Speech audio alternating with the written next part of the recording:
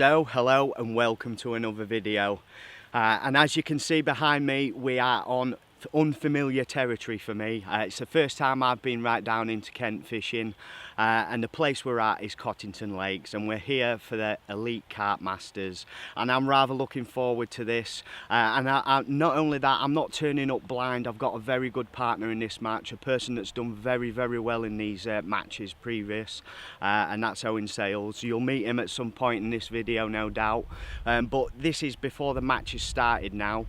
We arrived yesterday. We had a barbecue and that, and a good catch up with the lads, and there's some really good anglers in this competition, and it's going to be rather interesting for you guys watching this that know Pepper Lake.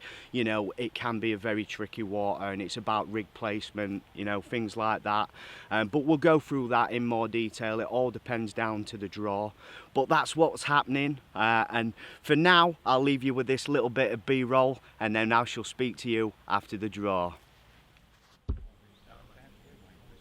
Nick Davis and Darren Tickner. German and Brad Sears. Oh. Oh. No pressure now, mate. That's a bit confusing. Early. Cheers. Yeah.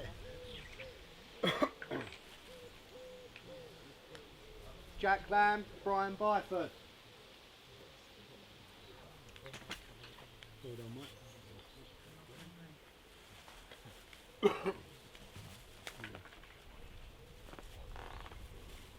Barry and Les. Peg 20. Just pick one there, mate, and guess it.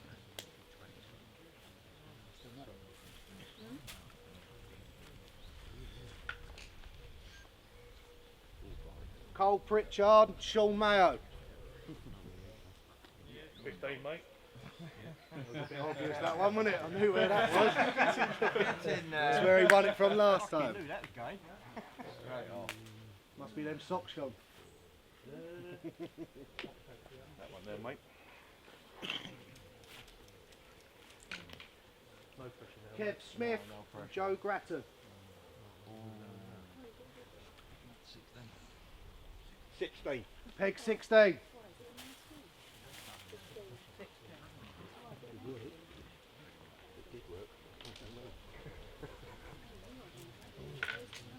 I'll have that back, thank you. Jack Price and Tom Bell.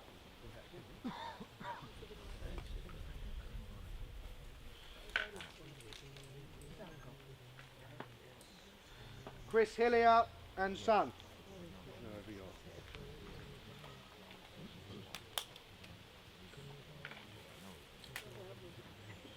Peter Haig and Jonathan Haig. We'll try.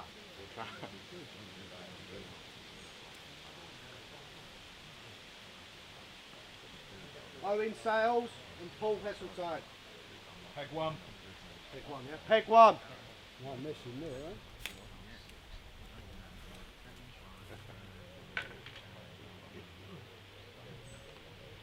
Kieran Duff and Eamon Duff. Mitchell Mace and Chris Mannering. James Ball and James Weller. 7. Did you even need to call that name out? We're going to come and pick one. 7. Gavin Dean and Lewis Dean.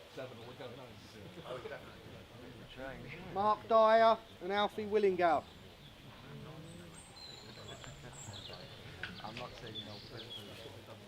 Sean Palmer and Ash, is that Kitely? Is that 3? Yes. Can you come and grab one? Peg 3.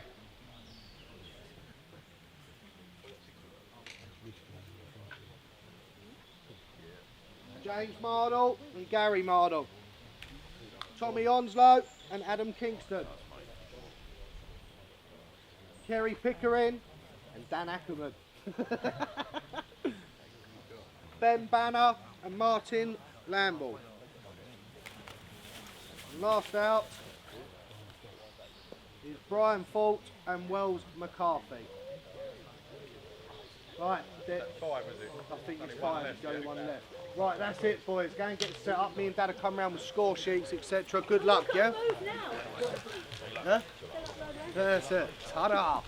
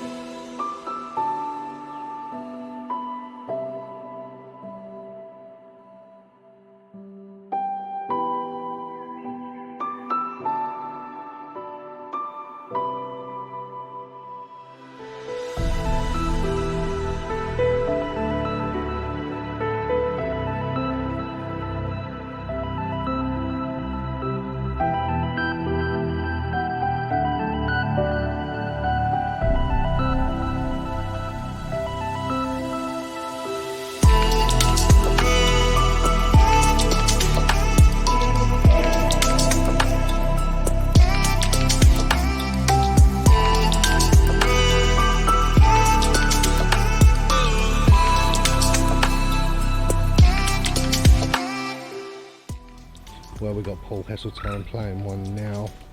He just hooks it on the floater. They've already had one of £20.4. And now Mr. Heseltine's got another one on. So this could take them into the lead.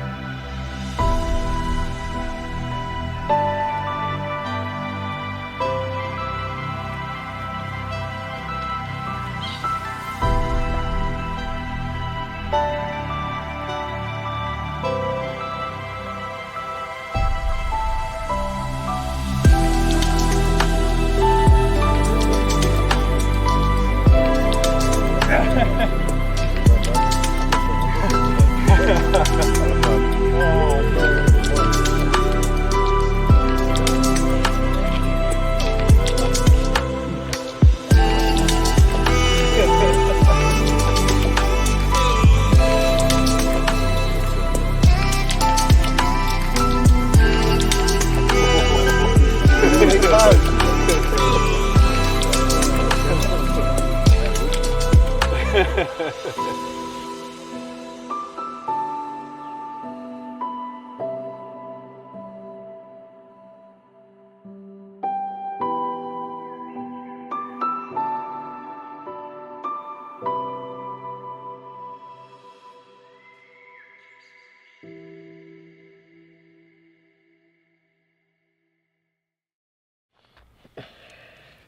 there we go, look, just check that bad boy out. I'm sorry I've not updated you, but as you can imagine, under the circumstances, the fishing comes first. And I do believe this is a fish called the peach, £39.9, not quite the 40 pounder, but look at the scales on him. He's a banger. I'm happy. Owen's happy. He's just had one as well. What did yours go, Owen? £20.4. Yeah, here's a little bit of footage of that now, while I slip this baby back.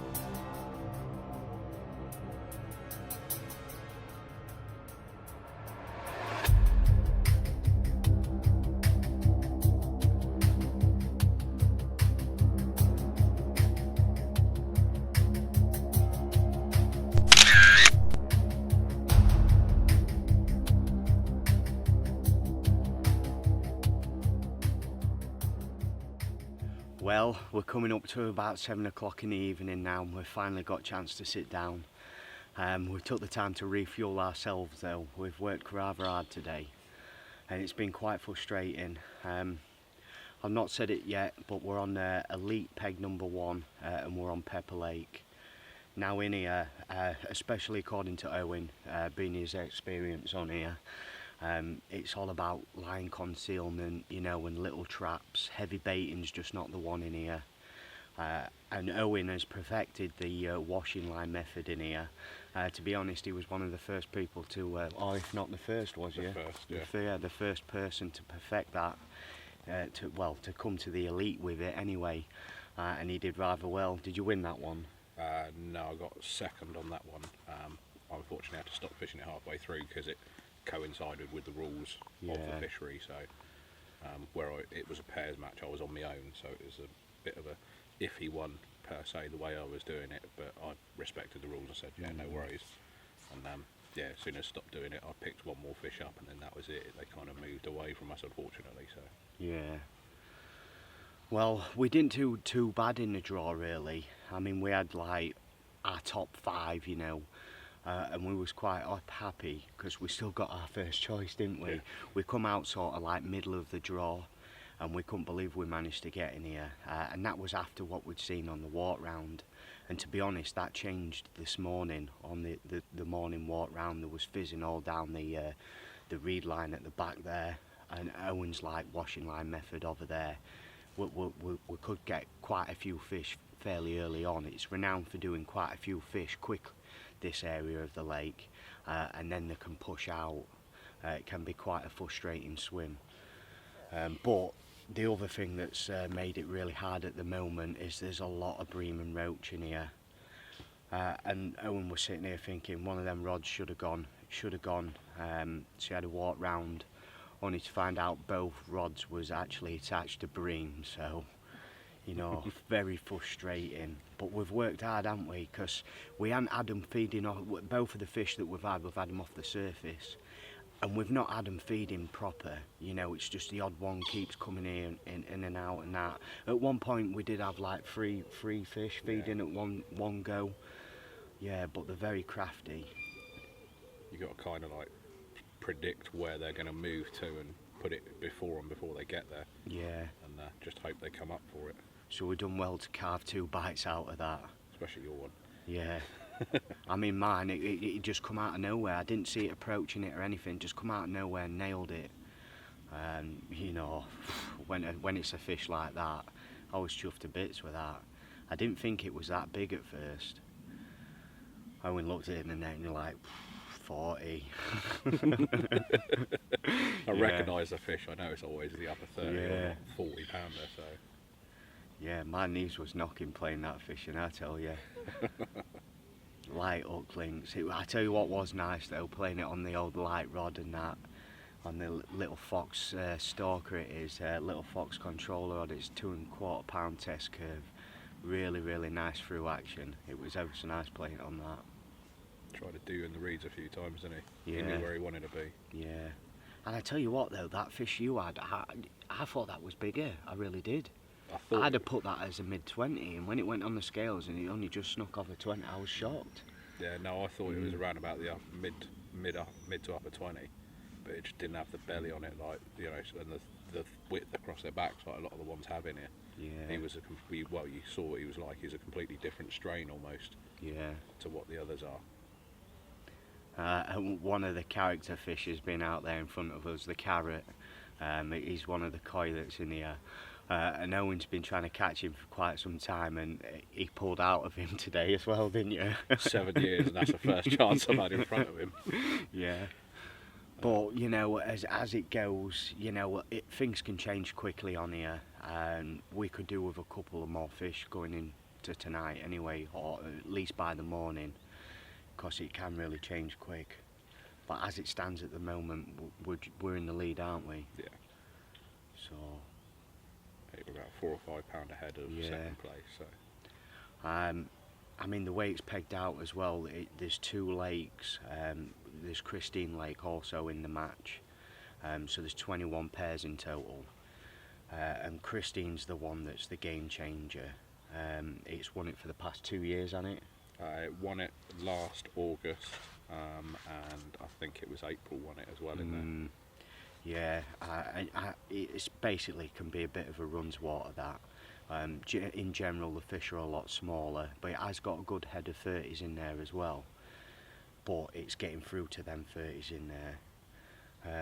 But at the minute, it's not fishing great at the moment. When we arrived, there was actually an algae bloom, and the fish looked like they were struggling for oxygen a bit. So they had to get the aerator in, get a bit of oxygen in the water, and so far it's looking like, you know, it's favoured us, hasn't it? Yeah, definitely done us a favour so far. It's just whether or not they turn on that aerator tonight, I think. Yeah. We'll know if that's going to make a difference. Or... Yeah, because this morning, when we seen it this morning, them fish was fizzing all over the place in there. It was like a total different lake this morning, and to be honest, that lake was up there in our top 3 choices, wasn't it? Yeah, until obviously we came onto this end of the lake and saw what we saw. Yeah. And, as I said to you, the problem is you can kind of shoot yourself in the foot on this competition. If you walk around too many times on the last morning, you end up swapping and changing and confusing yourself all the time. So. Yeah, and it's definitely one of them venues. I wouldn't like to think I'd come and fish this with a partner that's not fished it before, because it is a hard lake. If you don't know what to do, it's a very hard lake. I mean, you can put it in the same sort of calibre as Swan, because, you know, the pressured fish, they get fish for a lot, and, you know, they're not daft. But that is where we're up to, and that's what's happening. Just keep them fingers crossed. Definitely. Yeah. And we shall. Hey. Need a little bit of luck going into tonight, I think. Yeah, we do. But we've had a bit of luck. We have had a bit of luck. We've carved them opportunities out of nothing, really. So. He was just spotting that carrot, wasn't it? He was the kind of signal fish for us that they were well up on the top. Yeah. And as soon as he got the mixers out, they were on us. Yeah. So yes, we're going to leave it there, and we're going to get cracking, and we're kind of sat here hoping for a little bit of floater action before it goes dark, aren't we? Yeah. We'll reset all the rods and that. Big one just rolled on our boundary out here while we were talking a minute ago. Yeah. I'll run through spots and everything tomorrow, you know, when we've got a good chance to sit down, and you know, when we've had a fish or two as well. It'd be nice to show you the rigs that we're using and what's actually working, but for now we'll leave it there, and hopefully the next time you see me will be with a big fat fish, or Owen for that matter. Either or. Yeah. That'd be nice.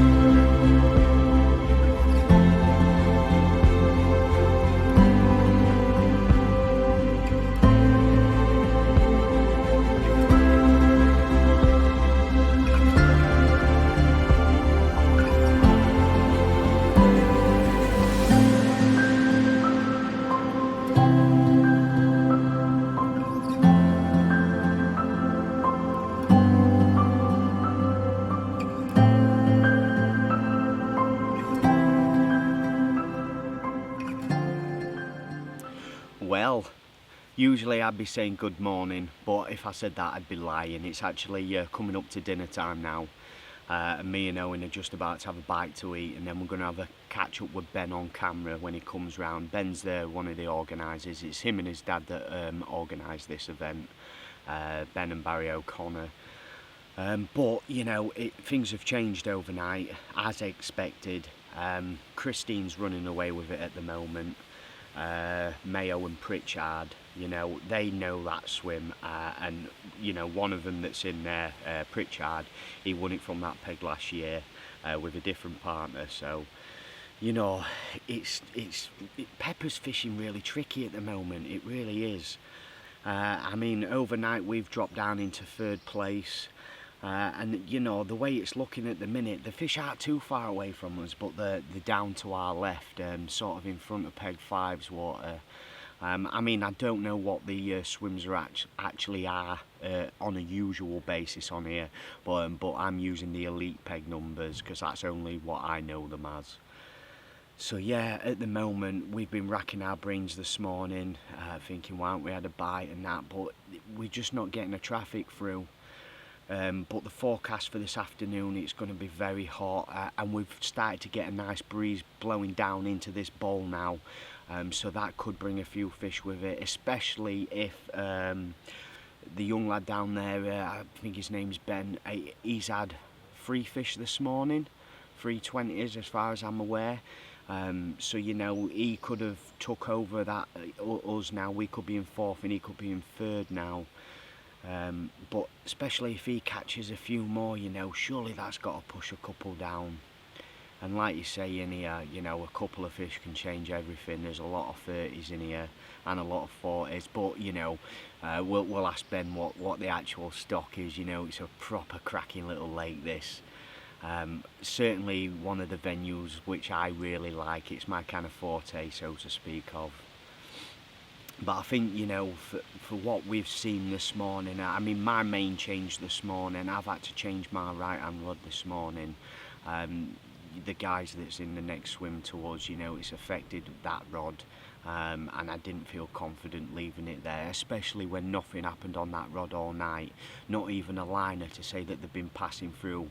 I mean, that is one thing in here, you know, line concealment, mega slack lines or washing line methods. I know I've said that, but you know, it's a big edge in here, that, and everybody in this match knows that. So you know, when you don't even pick up the odd little tweak to say that something's passing through on a slack line, it, you know, don't give you a confidence. But yeah, that is a very, very what I've changed it to, a very, very out the box sort, thinking out the box sort of method. There's a swim on the opposite bank there, it's actually empty, that, and to the left of me here, I'll show you this now, I'll put a little infill in. To the left of me here, there's like a bank of reeds, and behind that bank of reeds there's a hole. What I've done is I've actually washing lined over the top of the reeds, and I'm basically doing it on a different line angle, so I've got slack line coming from this inside bank into the actual hole. I'll get a little bit of footage of that for you. And it's the little things like that that make a big difference. You know, that line lay, having it totally slack coming up the bank, you know, so they're not coming into any contact with line, and my line's going right over them reeds there. It looks completely dodgy, but you know, it's them little things that make all the difference. But at the minute we are sitting on our hands, you know, we keep plopping the mixers out there just to see if you know, there's anything there that we're not seeing. But really we're hoping for a few fish to turn up this afternoon, and it's got form this end. For when it's hot, they do like it down this end, so we can just only hope at the moment. But it's not through the lack of trying, let me tell you. Not much sleep between us, and the mosquitoes was an absolute pain in the arse last night. Really was out in force. I've gone through like half a bottle of repellent and there was still bloody buzzing around my ear holes. Yeah, so not much sleep, but it's all worth it, you know. And I'm not too sure, but I think I've got the biggest fish prize, unless anything else comes out bigger, you know. I mean, still 24 hours of the match to go, it can all change. But first impressions of the place, I like it. First impressions of the match, I quite like it. I've got a bit of a competitive streak in me, you know. And not only that, it's always great to meet up with a bunch of anglers that, you know, you've not met and things like that. Some of them I know, some of them I don't, and it's a great atmosphere. It's been a real good, enjoyable experience regardless of what happens. But anyway, I am waffling on and I need to get back at it. I think our dinner's ready now. Cheeseburger and bacon, courtesy of Owen today. And I think we're having Chinese tonight, so that'll be nice. No cooking tonight. Leaves us to concentrate on the fishing. So yes, hopefully the next time you see me, it's going to be with a fish. If not, I'm going to be quivering. Well, we're just gone about halfway through the match now, and I've managed to nick Ben for about 5 minutes. He's been a busy old boy, but not as busy as last year. It's fishing tricky, isn't it? It is this year, mate. I don't know if it's anything to do with like the COVID, do you know what I mean? Because it wasn't fished for 3 months or what. But yeah, a lot of the big ones, only been 330s out, Paul. I mean, last year we had 13. I think we had a 40 as well. But yeah, a bit tricky with that situation. But there's been 330s out, so obviously you've been good enough to have the beach. Yeah, you know what I mean? So is that the biggest fish out? that's still the biggest fish, mate. So there's a top prize for that Top as well. prize for There is that. a top prize for that one. So, but yeah, mate, if we can get a couple more, whoever gets them 30s, mate, they're going to make a massive difference in this tournament. Massive difference. Yeah, I mean, Christine's the game changer, isn't it? It is, mate. I mean, the lads just had a £30 common over there now. That's the first one out of there, but yeah, they're averaging probably about £14, £15 over there at the moment, but they are getting 1 or 2. Most of them have caught over there, but like the theory is you need 2 over there to 1 over here. Yeah, does that make sense? Because it's got a bigger stamp where you are. So Well, I'm quite interested to pick your brains while you're here then about how the elite started. right, okay, yeah. Well, the elite itself has been going for roughly about 5 years now. Yeah. At first we used to just do one, it was like 1 match a year, and then where it expanded, then we done 2. So we normally do it in April and August, but because of the COVID, we've done the first one in August, there'll be another one in November. But we started to do singles matches as well, so it's forever expanding. I mean, to think that it started off in a brolly with a score sheet, you know, pen and paper, to seeing like marquees now, camera crews. It's starting to become like a, you know, it's gone to a mountain now, you know what I mean? Well, so, you've got a lot of good anglers that fish in it as well, aren't you? You know. There's people, you know, we employ as well, you know, for the weekend. Obviously they get paid, and obviously you got to pay for the lakes, etc. and that, do you know what I mean? So being a top complex that it is, it's... What actually made you and your dad want to start doing it then? We've always been around the match scene, like the tournament scene. I know that, yeah. I mean, I've been doing that probably for like 20 years now. You know, I think my first tournament I was, I think I was 13. I mean, I'm 38 now, so I've always been around it. And then basically we was fishing on the new lake, and I just said to Dad, I said, why don't we do a match on it? Because the way the pegs are on here, and like the way you can do the boundaries, it's so easy to maintain. You know, it's easy, and everyone can see each other. You know, and then we said, yeah, all right. To be fair, Paul, it started off as a bit of a laugh. You know, a bit of a joke. And then now it's turned into like £2 for the winner, £1 for second, cash prizes, and we got Fat Fish Tackle that supply like all the top prizes. The one thing with the elite, I will say, I won't have no rubbish prizes. I don't want dusty pop-ups that you're never going to use again. I don't want crap that they don't sell. You know, we get top prizes from Fat Fish. We've got Alfie at Nash, he supplies lots. We've got the A2 boys, you know what I mean? They give us the bait, hooked on baits, particles. So when you win something as well, I can guarantee it's something that you're going to use. And if you don't want it, you can sell it and you'll still get good money for it. Do you know what I mean? So that's the whole idea of the elite. It's, I want it to be the best out there, if there is such a thing. So, but yeah, like I say, we fill up all the time. The only time if we don't is like if people have funerals, unfortunately, or weddings or holidays. You know what I mean? But the thing is, I mean, from my perspective, it's like it's my first time in the elites, but it's a place I've always wanted to visit myself, mate. This is my kind of water pepper, you know what I mean? I feel at home here, and some of the fish in here, I mean, like that one I had yesterday, that just was a proper scaly banger, innit? You know what I mean? The peaks, can't you? But there's so many like that, Paul, in here. I mean, what we got in here, I reckon there's 50 different 30s. I mean, the right time of year, 1640s, and then the 250s. I think out of all them big uns, there's actually only 2 what I would say are proper mirror carp with no scales. So like the one you caught, they're all like that. Do you know what I mean? Whereas like in a lot of lakes, they're the ones you want. There's only like 2 or 3 of them. You know, it's ridiculous. The scale pattern on these fish are something else, and you can see why everyone comes from. Well, it's a fair old trek for me, this place, and I tell you what, I've been drooling over some of the pictures for quite some time, especially watching what you and your dad have had, you know, in a park castaway and things like that. Yeah, you know, exactly. I've been looking and thinking, oh look at that, flipping it, they're hammering the place. But when it's fishing good, it's fishing good, especially when you know what you're doing as well. Yeah, once you know you get the winning tactic, you know what you're doing. You start anywhere, and you visit it a few times. Yeah. And you start working, and all of a sudden, mate, it's sometimes it can be like, you know, tuna, like, you know. If you're on them, you're on them, like, you know. Yeah. But yeah, there's a lot of big fish in here, mate. You know, there's nothing uncommon if you come here for a weekend and have like 5 bites, 5 30s. Yeah. That's just the norm here. I tell you what else as well, the thing that I really like about the place more than anything is you can smack a few big ones off the top. Oh yeah. I mean, that's a surface PB for me. Is it? That, Oh, yeah. right. Oh, nice one. I mean, you know what I mean? That's a good one, isn't it? Yeah. Nearly 40, 39.9. So that's a proper beast, isn't it? It is, mate. It is. I can't wait for the footage of that, to be honest, mate. Because when I was over in Chris's swim, funny enough, and I could see you got them going. I see Owen at the 20, and I run the other cameraman up. I said, we need to get over there because there could be an opportunity here. And so to actually get that, taking the floater, you playing it, to be a PB, and it to be the peach of 39 from start to finish, I don't think money can buy that footage. No, and I tell you what, as the story goes as well, it could have quite easily me lose that fish, because I've lost the fish this morning, and it's because of a trailer. Ben's been in the water this morning to sort that out for me. You're not allowed to get in the water here, by the way. I will say that. It's not like he's gone swimming or anything. He's just gone and handlined the line out. But yeah, but where it actually was, it was another it could have cut me off, couldn't it? You would have been cut off. Well, it was a trailing rig, unfortunately. Obviously, someone's pulled for a break. The rig's actually got caught around some reeds, and the line's gone back to another swim. So it was like a washing line under the water, which you didn't see. Yeah. So with a light hook length, 2 foot. More, I don't think you'd have had a new PB. I think you would have been still on the same one. Well, halfway through, I mean, I know what you're going to say now, but just for the viewers, who do you think is going to win and where? To be fair, I think Carl and Sean will win it. I mean, I've done it long enough now. That's where Carl won it from in that swim last year. It's a good swim, but you know, it's like anything. You got to know what you're doing.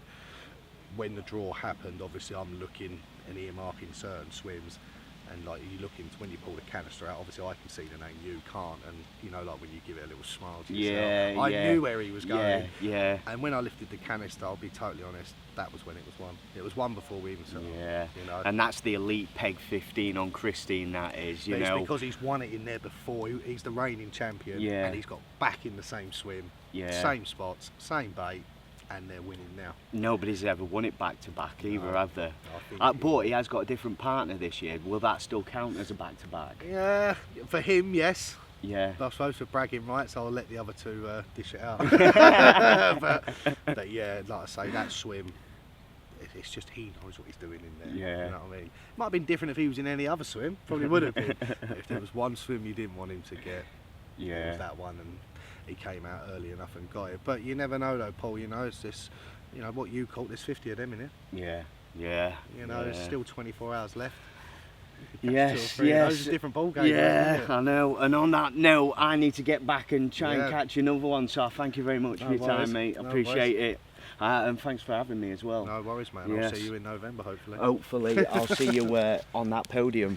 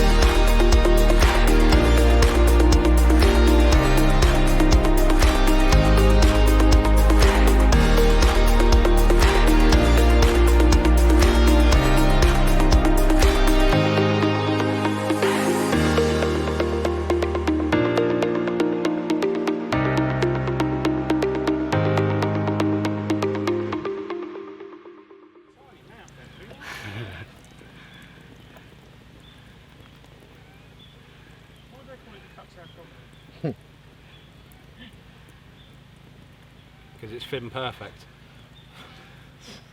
Why do you wear women's shorts? Because he's a complete cunt. So there we go then, a recognisable fish, this one. This one's known as a cuttail common. Usually he's a 30 pounder, but he's a bit down in weight. And he's just gone 26 pound. But, proper little Quasimodo if you ask me. And I can't take the credit for this one, although I caught it on my rod. Owen's idea, and we'll talk about that a bit more later. Right, just jumping in here quickly, Mr. Heseltine, got the cuttail common. She's a little bit down there, 26.5. She's one of the known characters of the lake. But like you were saying earlier, a tactic that Owen done on your rod. Yeah. What's going on? Talk to me.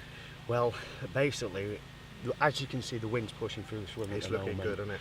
Yeah, and we've got a couple of fish that are taking, but they're very, very finicky. They're hiding right underneath the tree. Right, okay. And as soon as you put the bubble float out there, it's just drifting down, and it's drifting away from the tree line. So Owen says, why don't we put a zig on? I'll go round, place it by hand. Nice. And he's done it, so it's just about an inch under the surface. He stood round there, fed a few riser pellets and a couple of floaters, and then come back round, and no sooner as he got back round here, it was away. Right, nice. Blinder, absolute blinder, because I wouldn't have thought of that. Well, fair play to him. Like I say, he's been in it a while. He knows all the tricks of the trade down there. Pleased with that. It's just put you into second. I think there's ounces between second and third. I believe you're on 81, maybe 82. The other team are on 81 ounces. Got to check it. It's getting tight, mate, isn't it? Yeah, just a bit. It's just thinking outside the box is the main thing on here. You've got to try and do something a little bit different. And I say that wind was just putting them round way too quick for us to try and get a bite. And we're just disturbing the water, constantly casting and just placing it out there. You're not disturbing it, and I say it took minutes. Sweet. Okay, boys, we'll leave it there. Let you get a cuttail back. Good luck. And we'll put some scores up very soon. Well done. Thank you. Thank you. Right, I'll walk back round with the stuff, mate. All right, mate.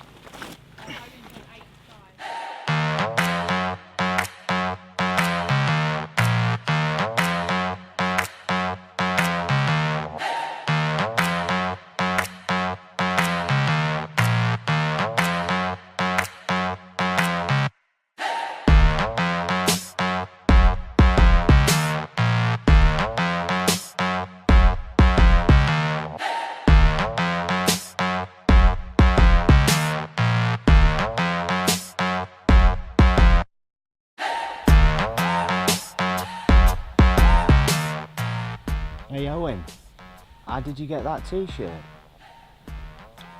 Got it for being in all of the elite so far since they started.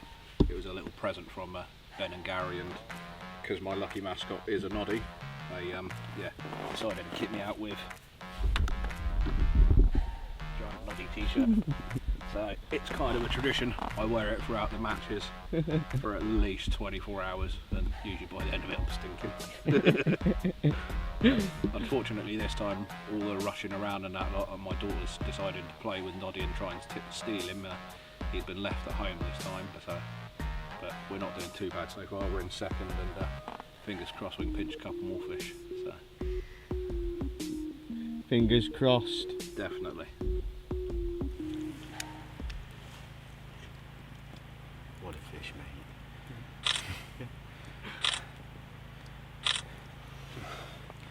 Well, would you look at that? They say teamwork makes dream work, and I think that's proof in the pudding if you ask me.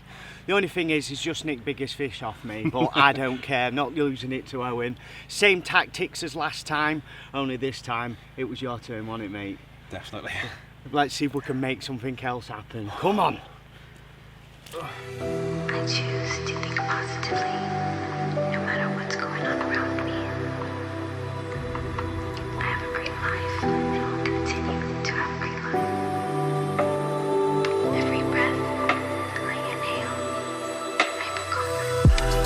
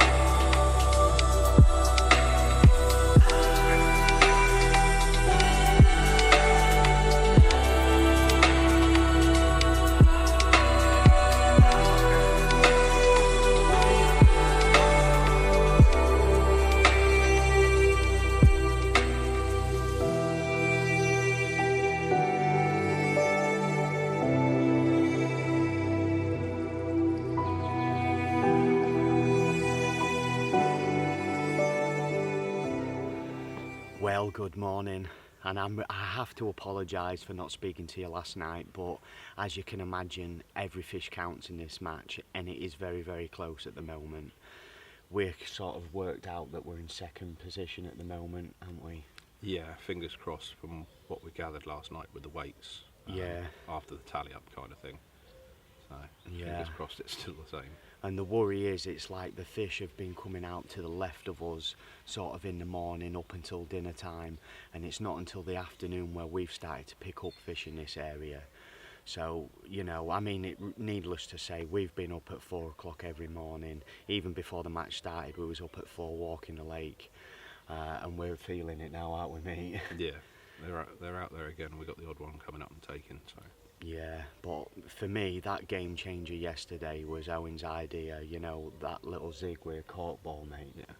That changed everything. Them last 2 fish we've had, yeah, we out that. they were much needed. Yeah.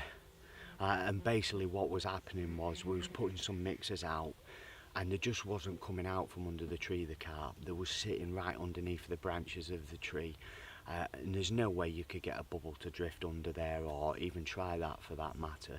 Not with that crosswind. No, so I mean, obviously we've been fishing the washing line method anyway, so we was used to going round there, you know, and dropping it in there. And we've had a bottom bait, you know, right next to the trees where they've been showing and coming up and taking the odd biscuit, but not a sniff on the deck over there. We don't know what's going on, to be honest. So when Owen come up with a little zig just under the surface, I was like, go for it, mate, you know, but I wasn't 100% convinced, I'll be honest. It was more the whole, I didn't want to be casting a zig into that zone where they were feeding and where they were feeling confident, so it was cast it onto the bank. And in the elites, you are, because you're in a pair, normal Cottington rules are you're not allowed to leave an unattended rod, but because we're in a pair, we're allowed to cast over, and then one of us walk round and lower the rod in. So my idea was, I kind of had a gauge when we're feeling the lead down, when we're going around with the washing line method. I kind of knew what depth it was, so I tied up a little 4-foot zig with a cork ball on, and a size 10 hook, and literally lowered it in, and it was just under the film of the surface. You could actually see it, and yeah, it was about 5 minutes after I put the first one out that you had the cut tail. Yeah. And then in the evening, Yeah. we had a couple of beeps. We were kind of focusing on another carp down our left-hand margin that Paul had got feeding on the top, and then unfortunately our takeaway arrived, so it was kind of all systems go. We tried to catch that big mirror, and I failed unsuccessfully, wouldn't we? I mean, that takeaway sat there for a good hour and a half before we got stuck into it, didn't it, mate? Yeah, we had a couple of beeps on my left-hand rod, which was the zig over the far side, and we kind of sat there, and the lead was only just clipped on gently with the tail rubber, so we left it thinking nothing of it, and then as it got dark I just picked up the rod and went to change it over to a bottom bait again, because I feel at night time they were coming out into open water more, not just under the tree. And as I lifted it up, I thought I had a branch, and after getting it caught with the way in, it decided it wanted to move, and that's when I said to Paul, I think we got a decent fish on here. First concerns were it's foul hooked, that as I pulled it I'd foul hooked it, but she came in very steadily and rose up on the top, and my knees kind of went to jelly after that. Yeah. It was a big fish, wasn't it? And yeah, but the thing is, we didn't realise what fish it is, and it's took quite a while to identify it, because the fish, what it actually is, none of us even thought it was that fish because it's down in weight. And believe it or not, it is the big gill of the lake, the one that goes over 50 usually, right down in weight at 43. And not only that, it's Owen's target fish. In all the elites that he's done down here, that's the fish he's really wanted, and even he didn't, like, you know, at first glance didn't even think it was that fish. But it was more shock, I think, when it went in the net and you thought it was an upper 30, and I sat there, when I went and redone the rig, I said to Barry, who was over with one of the other teams, I said, I think it's a low or mid 40. And then it was only after we'd done all the pictures and that I sat down, and the guys were trying to guess what fish it was, whether or not it was a fish called the baby Lynn, which is usually around that weight, or paw print again, which is usually around that weight, and the guys were pretty adamant it was one of those 2 fish. And the good thing is with the elites, Ben and Barry keep up-to-date albums of all the fish that come out. yeah, And with the big girl has been out before in the comp, and on the on the Cottington's Facebook page as well. There's photos of her on there. So I kind of went on my phone and cropped the images in so we could see the scale pattern. And then that's when it became apparent which fish it was. She's got a couple of very distinctive scales. So I put a couple of messages out to the guys who caught her before, and they all said the same thing, 100%. Yeah. They are. I might eat my words, it might not be. No, mate, but 100%, mate. I'm You can see it 100%, clear. Yeah, there's no need, no ifs, buts about it. It's 100% that fish, mate. And she does drop weight this time of year after she spawned. She usually drops some like mid-40s kind of thing. You've got to look when the fish was last out. Obviously, because of the lockdown and everything that was on here, the bailiffs were still allowed to fish, and it was the bailiff that last had that fish, and it was at 44 then. And don't forget, the fish have spawned since then as well. So yeah, it all makes sense. I mean, a lot of the fish are down in weight at the moment, but then again, there's a few fish up in weight as well, like the peach that I had, that's slightly up in weight. So it's hard to gauge at the moment which fish is which, because they're all scaly bangers, you know what I mean? Yeah, it's like the cut-tail common, we knew which one that was. As soon as his head come up, I knew which fish it was before I even saw the tail. He's got a massive breeze block of a head on him. And then quite a thin frame body, whereas a lot of the mirrors in here are so wide you can't get your hands underneath them sometimes. Yeah. And with the big girl this time of year, she does drop her weight, and then September through to kind of November is when you want to catch her. That's when she's at her optimal weight kind of thing.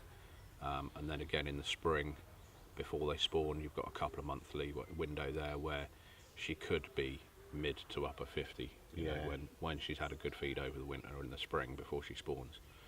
I'd like to think she could be close, touching on the 60-pound mark, you know. Well, you just never know. Anything is possible, mate. It really is.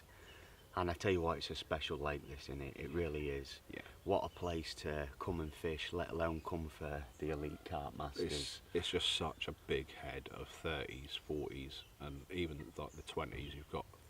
There's some nice commons in here. There's a few fish, there's a couple in here that are called the silver commons. They very rarely come out. You see them all the time. And the guys, like one of the last ones that came out was mid 40, and one of the other silver commons has been seen with the big girl, and like it's bigger than her. And again, that fish we had feeding down on that left-hand margin last night, after holding that fish in the water yesterday, the 43. I reckon that fish we had going in the margin on your left-hand spot. Oh, mate, don't. I reckon it was at least mid to upper 40. Yeah. Easily. It had a good 6 inches around it, more than what the big girl was. And it was completely mugging us off. I tell you, it'd come up, it'd take all the free offerings, and it was completely mugging us off. And believe me, it's like every little tweak and change makes a difference in here. It really is one of them type of lakes. You've really got to go that extra mile and think outside the box, you know. How can you hit that honey hole? You know what I mean? You're looking for them honey holes. You're looking for places where people can't place a rig on a normal basis. You know what I mean? And it's that makes all the difference on here, isn't it? Yeah, you got to think about the line lay as well. Yeah. Where people cast a lot, and where you can't walk around and do it. Getting that different line lay is a major thing on here. The fish aren't used to the way it sits, like the washing line method. You can literally place it and lay the line down so it goes along a margin, where it comes off at a completely different angle than what they used to be fished for. Yeah. And that's what trips those big ones up. They're so confident feeding like that because they've not been fished for like that often. And with the surface fishing, especially on here, they see it all throughout the year, like spring, summer, and into autumn. They like it on the surface here, and they switch onto it so quickly. But then after a while, they just become so cute to it. They're wary of every single little biscuit that they come up and take, and you can tell that from the way they take the biscuits. Yeah. And I tell you what, as well, it's like, we'll go back to yesterday afternoon when that wind was pushing through. We knew them fish was going to come down at some point, didn't we? Yeah. But the worry was, is it going to come, if they were going to come straight past us and end up in the bowl to our right. and that is what started to happen. A couple of fish drifted past us, and there was coming up in, you know, in this bowl here, and then in match terms we use a term called we need to shut the door on them.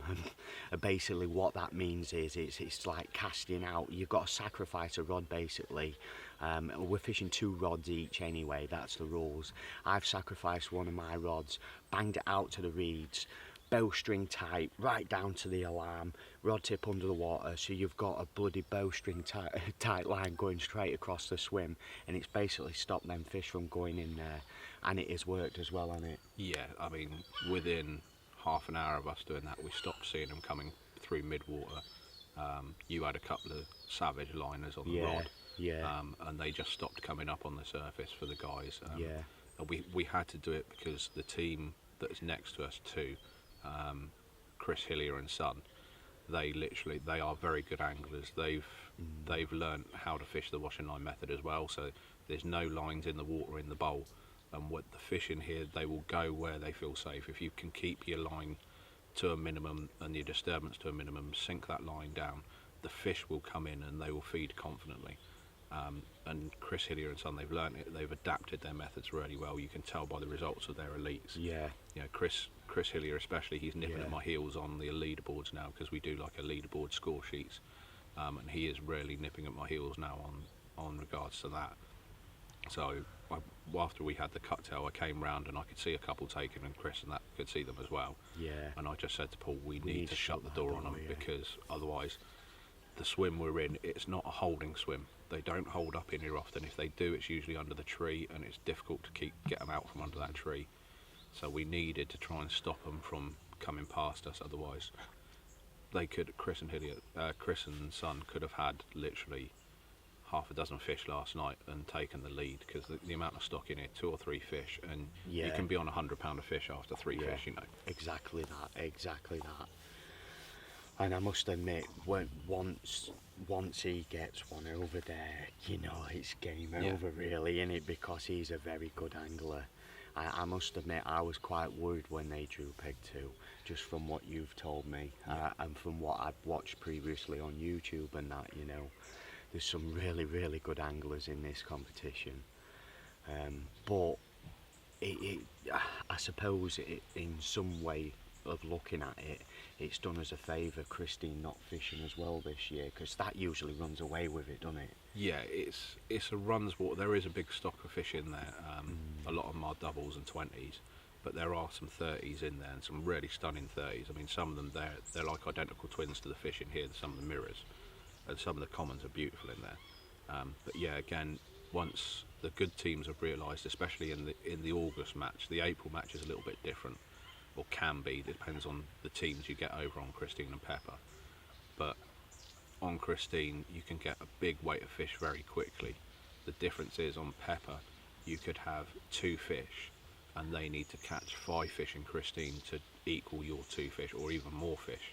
If they're getting the smaller ones out. So that's kind of the way we're facing at the minute, is like Sean Mayo and Carl Pritchard are in the lead on Christine, but they're in a good peg. As soon as they got in there, everyone said the same thing. If they get the fish going, they will run away with it, and they have. They fished it well. They rested the swim yesterday. They had a mooch around, and you know they know how to fish the lakes, both lakes.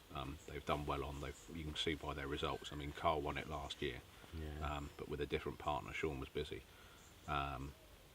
and yeah, it's just one of those things that it's not so much what peg you get; it's the guys you get next to you as well. That's a big one on here. But that's the same as any fishing now, really, mate. It's like on one of the other elites when I was fishing in peg 10, me and Chris, we fished, Chris was in 11, we bounced the fish between us for the first day, and then the fish moved away from me and went Chris's side. So what he done is basically he done the same as what we've done to him this competition. He shut the door on me, and after that the fish just didn't come anywhere near me, and they ran away with it. They won it with a tremendous weight. So I knew as soon as we had one and they went in 2 that we'd have to watch the situation on where the fish were moving and what they were doing. Because if they had got in the bowl, I'm in no doubt at all that they would have capitalised on it majorly. Well, it's worrying for us this morning here now, because we are trying to scratch a bite out, and to be honest, it's been our worst period for a bite. It's always been afternoon for us, hasn't it? Yeah. And it's close, but we could really do with one more fish, couldn't we? Yeah, one fish to really kind of take could. second. It Yeah. depends. We haven't had an update yet. Yeah. I've seen Ben and Barry out. I know they're doing they're doing the weigh-ins now with a couple of fish by the sound of things. Yeah. So we'll kind of know where we stand on the leaderboard a little bit later. They might do an update before the end of the match, but we've literally got probably 4, maybe 5 hours left to try and scratch a fish or two. Yeah. So yes, I think we've waffled on for too long. We need to get back at it. Yeah, start putting those mixes yeah, and regardless of what happens, we'll have a little catch up after the draw anyway. So on that note, wish us luck, and we'll be back soon. Right, boys and girls, comes to an end. But before we get onto the prizes and that, I'd like to say a big thank you to Mango, my mum, my girlfriend Faye, for all the cooking Thursday, walking round, putting up with all the crap, etc. So a round of applause to them.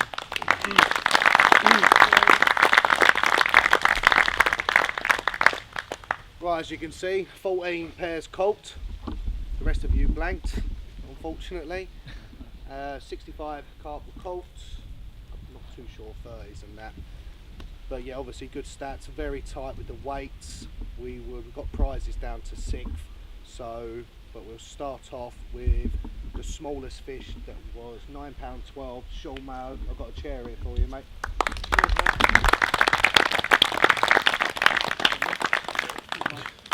£9. Yeah. £9, mate. And a suit. Right, and now for the biggest fish. We've been after it for quite a while. We finally managed to get it last night for fair play. That was Owen, that was the big girl at £43. Got a big ear, mate.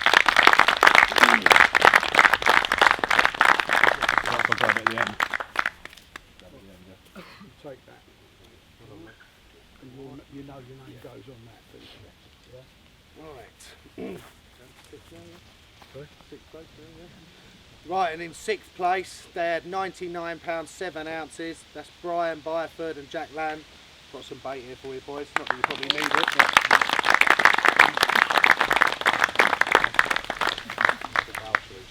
Lovely. Thanks a lot, mate. cheers. Thank you. Right, and in 5th place with £100 3 ounces, Ben Banner and Martin Lambo.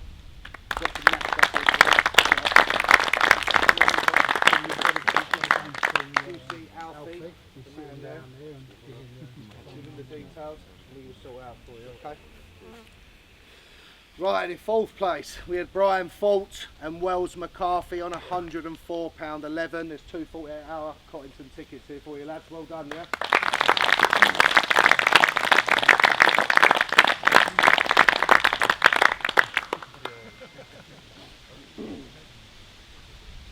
Cheers, Barry.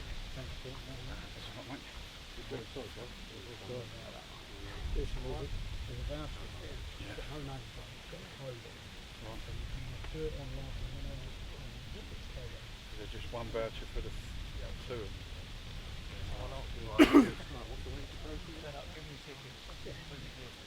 Right, now this is the surprise trophy. For people that have been here for a long time, we have a trophy called What a Wanker Trophy. Basically, you've all been monitored over the weekend. And basically, whoever acts like a prat gets it. We've had a few candidates. We had Tommy Onslow fall in. Proper in. That's him in the blue. But I think we're going to give it to Brad Sears for losing about 24 fish. And now I've just found out he's not going to come back in November and defend his title because it's too cold. So come up and get your What a Wanker trophy.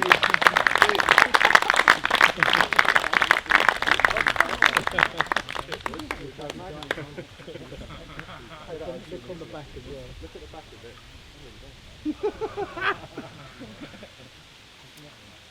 Right, and in 3rd place was Owen Sales and Paul Heseltine for £129 3 ounces. Come and collect your trophies, boys, and your money, yeah?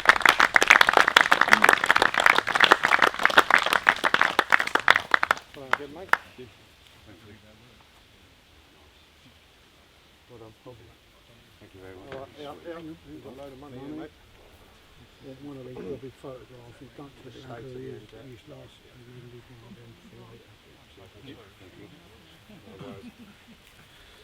Right, and the runners up. At one point, I thought I was going to say, and still the champion. We've never had a back-to-back champion, but as usual, he let me down.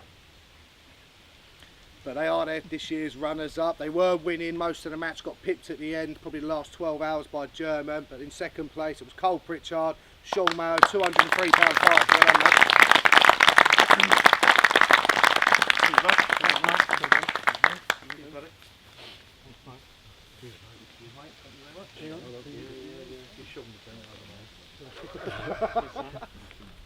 Don't get to take that off for what are you? That's one unit. Right, and now the winners. He came out second in the draw, had a good draw, then had a nightmare. Lost how many fish, I don't know. But he normally takes money off me. I will give him that. A very, very good surface angler, the pair of them. And they are the new summer champions, and that is German and Brad Sears on £279.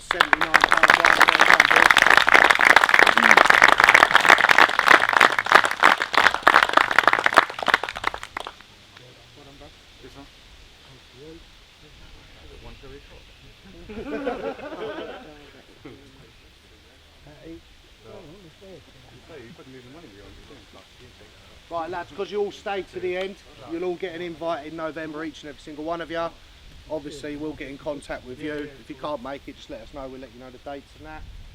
And that is basically it. All have a safe journey home. Top 3 I need you to stay for photos. As for the rest of you, ta-da. See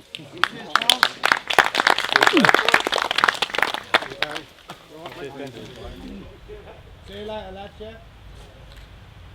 Okay, let's just get them two, then you, yeah?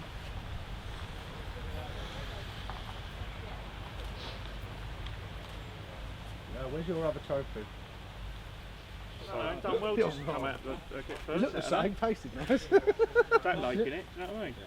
I've got you going like that. Well, the same bed match in the best 3 days we've ever had. It was literally we on the Thursday morning, on the Friday morning. You know what I do, didn't you? Yeah, not me. You know what I do, didn't you? Yeah. No. Yeah.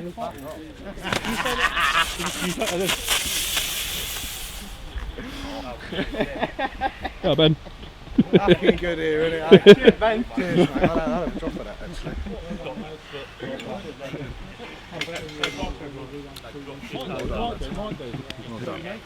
Well done. Come back in 2 years.